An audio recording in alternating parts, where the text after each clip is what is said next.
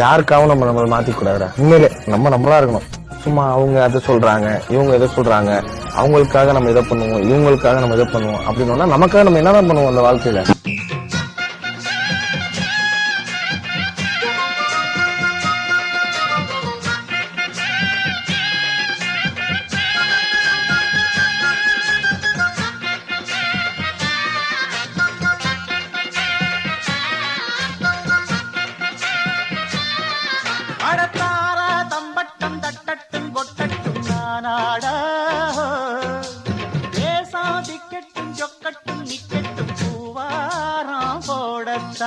பாரு முன்னாலும் பின்னாலும் என்னாலும் பாலாட